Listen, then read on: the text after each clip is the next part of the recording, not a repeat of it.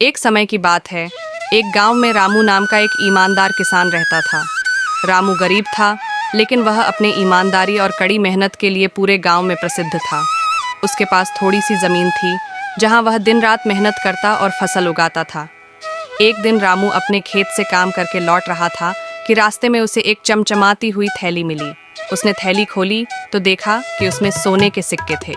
रामू हैरान हो गया, लेकिन उसने तुरंत सोचा कि यह थैली किसी और की होगी और उसे लौटानी चाहिए। रामू थैली लेकर गांव के मुखिया के पास गया और पूरी बात बताई। मुखिया ने गांव वालों को बुलाया और कहा, देखो, रामू को सोने की थैली मिली है, लेकिन उसने इसे अपने पास रखने के बजाय वापस लौटाने का फैसला किया है।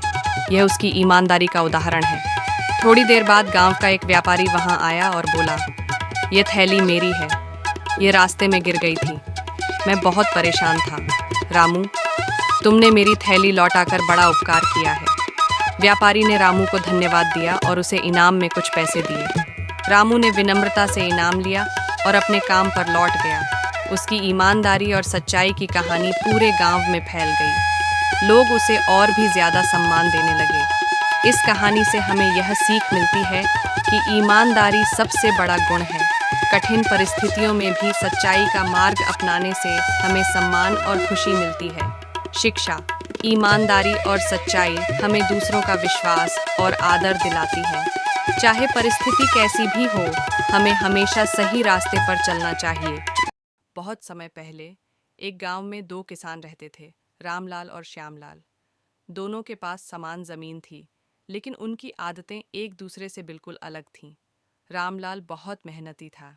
वह हर सुबह जल्दी उठता, खेतों में हल चलाता, पौधों की देखभाल करता और समय पर फसल काटता। उसने अपने खेतों की मिट्टी की उर्वरता बनाए रखने के लिए खाद डालने और सिंचाई करने की सही तकनीकें अपनाईं। वहीं श्यामलाल बहुत आलसी था। उसे सोने का बहुत शौक था और वह खेतों पर ध्यान देने के बजाय गांव में इधर उधर घूमता रहता। जब उसके खेतों में फसल उगानी होती, तब भी वह काम टालता रहता और सोचता कि किसी तरह काम अपने आप हो जाएगा। जब फसल काटने का समय आया तो रामलाल की फसल लहलहा रही थी। उसकी फसल मोटी, ताज़ी और भरपूर थी। उसने सही समय पर मेहनत की थी, इसलिए उसकी उपज बहुत अच्छी हुई। उसने अपनी फसल को अच्छी कीमत पर बेचा और अच्छा मुनाफा कमाया। दूसरी ओर श्यामलाल ने अपने खेतों पर ध्यान नहीं दिया था।